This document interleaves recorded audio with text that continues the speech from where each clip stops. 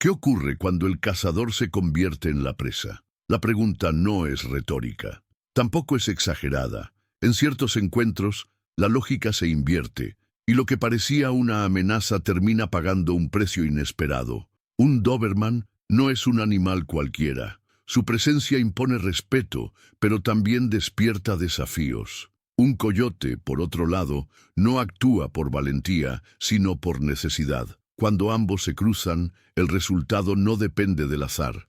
Hay algo más profundo que determina el desenlace. Para comprender lo que realmente sucedió, hay que mirar más allá del momento del ataque. Hay que entender cómo empezó todo, porque antes del enfrentamiento hubo señales, y antes de las señales hubo historia.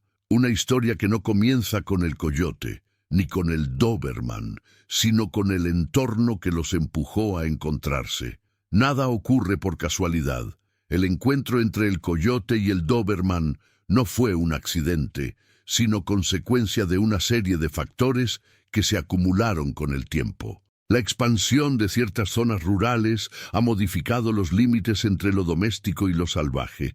Donde antes había monte, ahora hay cercas. Donde antes reinaba el silencio, ahora hay ruido, luz, movimiento. El coyote no cruzó por curiosidad.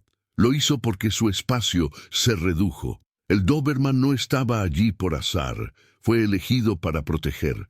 Ambos fueron colocados en un tablero que ninguno diseñó. Y cuando las piezas se mueven por necesidad, el conflicto se vuelve inevitable. Antes del ataque hubo desplazamiento. Antes del desplazamiento hubo desequilibrio, y en ese desequilibrio comenzó todo. No se trata solo de instinto. El Doberman y el coyote representan dos formas distintas de enfrentar el mundo. Uno confía en la velocidad, en la potencia, en la precisión. El otro se apoya en la estrategia, en la paciencia, en la adaptación.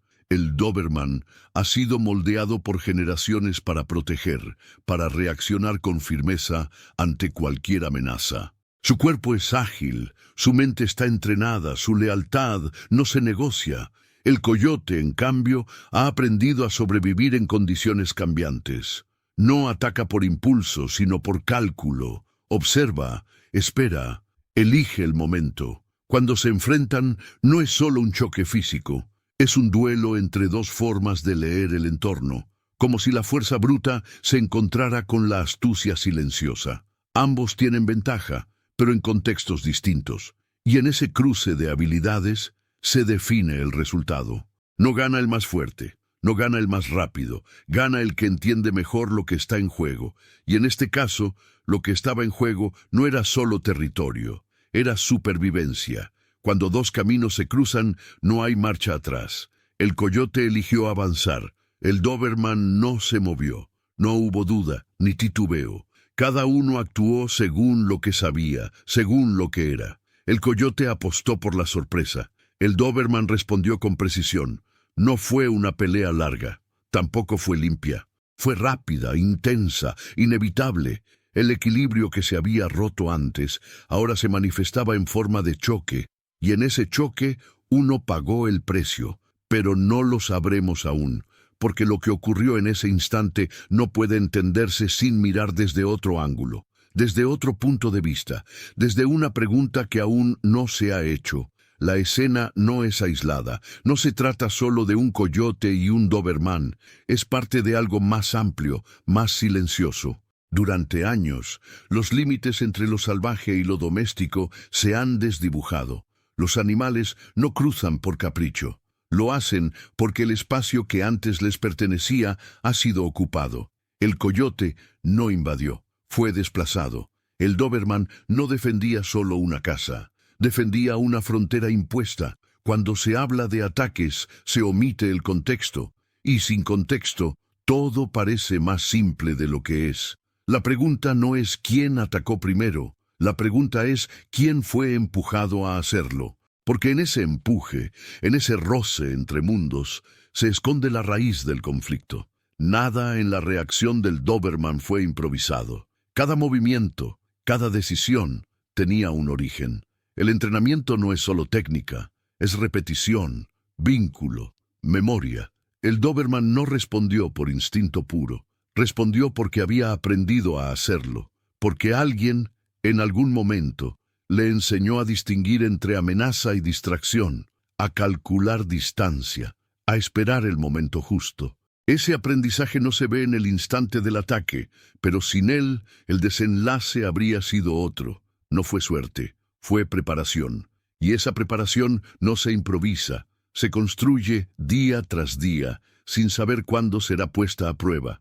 El coyote no lo sabía, pero el Doberman sí. Y esa diferencia fue decisiva. El coyote no retrocedió. Creyó que tenía ventaja. Calculó mal. El Doberman no dudó. No hubo espacio para titubeos ni para correcciones. El cuerpo del coyote se lanzó, pero encontró resistencia. No una resistencia pasiva, sino una respuesta firme, entrenada, precisa.